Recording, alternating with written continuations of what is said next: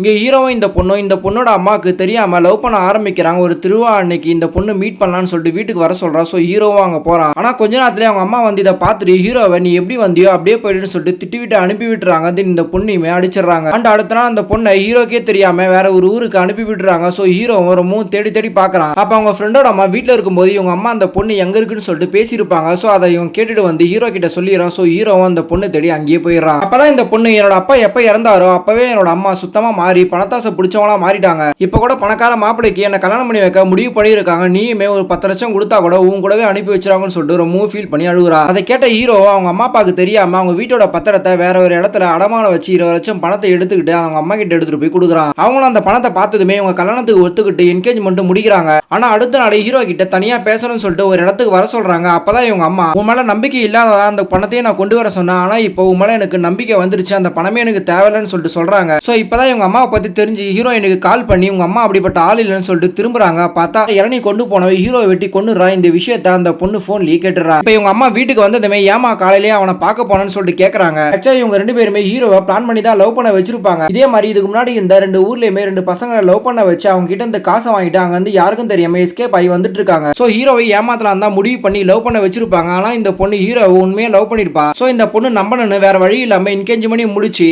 இந்த பொண்ணுக்கு தெரியாம ஹீரோவை போட்டு தள்ளிடுறாங்க. ஆனா போன் பேசும்போது இந்த பொண்ணு எல்லா விஷயத்தையும் கேட்டுறா. இப்ப ஹீரோட ஃபேமிலிக்கு ஹீரோ இறந்த விஷயம் மட்டும் தான் தெரியும். அதனால இவனை கட்டிப்பிடிச்சு ரொம்ப ஃபீல் பண்ணி அழுதுட்டு இருக்காங்க. ஆனா அவங்க அம்மா எதுவுமே தெரியாத மாதிரி அவங்க கூடவே தான் வந்திருப்பாங்க. இப்ப எல்லா சடங்கையும் முடிச்சுட்டு எல்லாரும் போகும்போது இந்த பொண்ணு அவங்க அம்மாவே போட்டு தள்ளிடுறா. இப்ப கடைசியில ஹீரோ சாகிறதுக்கு முன்னாடி இந்த ஊர்லயே அவங்க அண்ணன் மாதிரி ஒருத்தரை நினைச்சிட்டு இருப்பான். அவர்கிட்ட மட்டும் தான் நம்ம ஊர் மலையில பெரிய பாறையில நான் அவனை எழுதி வச்சிருக்கேன், நீங்க போய் பாருங்கன்னு சொல்லியிருப்பான். இப்ப அவங்க ஒய்ஃபோட போய் பாக்குறாங்க. பார்த்தா அந்த பொண்ணோட பேரு அவனோட பேரு எழுதி இவங்களை கல்யாண கோலத்துல வரைஞ்சு வச்சிருக்கா. அதை பார்த்ததுமே இவங்க ரெண்டு பேருமே ஃபீல் பண்றாங்க.